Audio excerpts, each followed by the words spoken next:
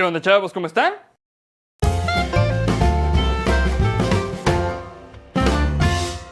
El cerebro humano es una obra de ingeniería natural que funciona desde antes de que nacemos y hasta el día en el que irremediablemente nos enamoramos. Pero afortunadamente, la unidad central de procesamiento o CPU no puede sentir afecto, o al menos no todavía, pero es igual de fundamental al ser un elemento de prácticamente todo dispositivo electrónico, aunque lamentablemente la mayoría de las computadoras salidas de la fábrica compartan el mismo sombrío destino, porque Windows is coming. Pero aún podemos seguir mejorando estos dispositivos. La CPU, que aprovechando para aclarar la confusión es como deberíamos referirnos a esta unidad a partir de su significado, aunque suene a la Jenny de la electrónica, funciona dentro de tu computadora, tablet o smartphone interpretando las instrucciones de los programas dentro del dispositivo. En el nivel más fundamental, aunque no lo percibimos con nuestros sentidos, las instrucciones son señales eléctricas representando operaciones básicas aritméticas,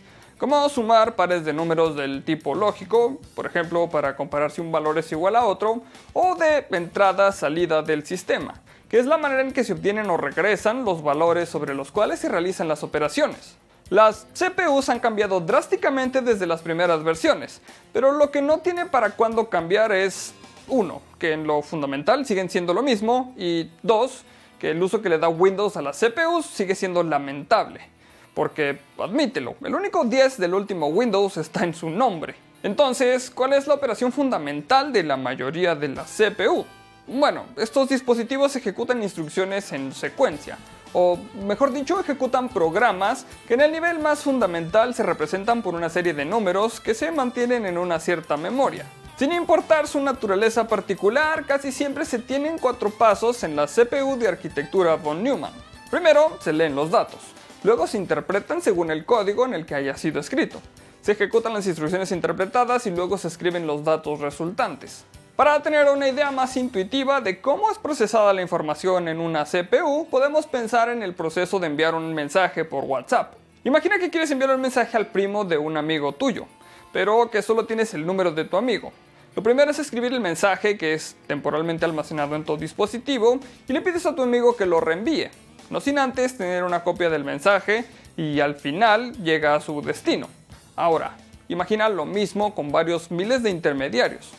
Bueno, el proceso similar de transmitir información a partir de múltiples nodos se le conoce como conmutación, y la velocidad global con la que cada nodo puede retransmitir la información es la que limita la velocidad de una CPU, la cual requiere de miles o decenas de miles de dispositivos de conmutación. La velocidad global de un sistema depende de la velocidad de los conmutadores de la CPU, quizá con excepción de los sistemas con Windows, que son los únicos que tardan más que yo en arrancar un lunes por la mañana. Una vez aclarado el funcionamiento, ¿de qué depende la velocidad? Bueno, resulta que la mayoría de los CPUs se diseñan y operan en función de una señal de sincronización, como una melodía que sigue los tic y los tac de un metrónomo. Esta señal se conoce como señal de reloj, donde se repite un patrón de encendido y apagado, 0 y 1, alto y bajo, como sea que lo quieras interpretar. Lo importante es que las señales eléctricas pueden moverse y bifurcarse, pudiendo seleccionar a criterio de los diseñadores un intervalo apropiado de tiempo para la señal del reloj, siempre y cuando dure lo suficiente como para permitir que la señal llegue a su destino. El desempeño de procesamiento de las computadoras se incrementa aumentando el número de núcleos, que básicamente se trata de conectar varios procesadores individuales en un solo circuito integrado. Idealmente, un procesador de doble núcleo sería el doble de potente que un procesador de un solo núcleo. En la práctica, la potencia no incrementa linealmente con el número de núcleos, pero sí aumenta la carga de trabajo que es capaz de manipular.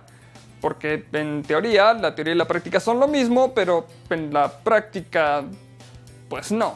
Gracias a diversas invenciones, como los transistores, cambiaron el diseño e implementación de la CPU para siempre. Desde la introducción del primer microprocesador comercialmente disponible, el Intel 4004 en 1970, hasta los CPUs más modernos de Intel o AMD. Las generaciones previas de CPU fueron implementadas como numerosos circuitos integrados en una o más tarjetas de circuitos. La reducción del tamaño de la CPU significa tiempos de conmutación reducidos debido a factores físicos, permitiendo que pasemos de las decenas de miles de oscilaciones de reloj al rango de las de miles de millones de instrucciones por segundo. Adicionalmente, debe de ser lógico para ti concluir que la cantidad de transistores que se logren incluir en un solo circuito integrado permite incrementar las conmutaciones aumentando la velocidad global. Una tendencia ampliamente observada y descrita por la ley de Moore, que ha demostrado hasta la fecha ser una predicción bastante exacta del crecimiento de la complejidad de los CPUs y otros circuitos integrados. Lo que seguro aún no resulta lógico para ti es ¿por qué tengo que ir al botón de inicio para apagar la computadora? Mientras resuelves tus dudas existenciales, te comento que no siempre ha sido así. Bueno, la lógica de Windows sí, me refiero más bien a que en el último medio siglo han cambiado drásticamente la complejidad, el tamaño, la construcción y la forma general de la CPU, y es notable que el diseño y el funcionamiento básico no ha cambiado demasiado, porque si algo no está roto no necesita una actualización. En vista de que la ley de Moore sigue siendo acertada para la potencia siempre en aumento, la preocupación sobre los límites de la tecnología del transistor, del circuito integrado, sigue aumentando también. Pero, ¿por qué? Resulta que al tener versiones en miniatura cada vez de menores dimensiones de las compuertas electrónicas, los efectos de ciertos fenómenos importantes a esa escala se vuelven más significativos, como la electromigración y el subumbral de pérdida.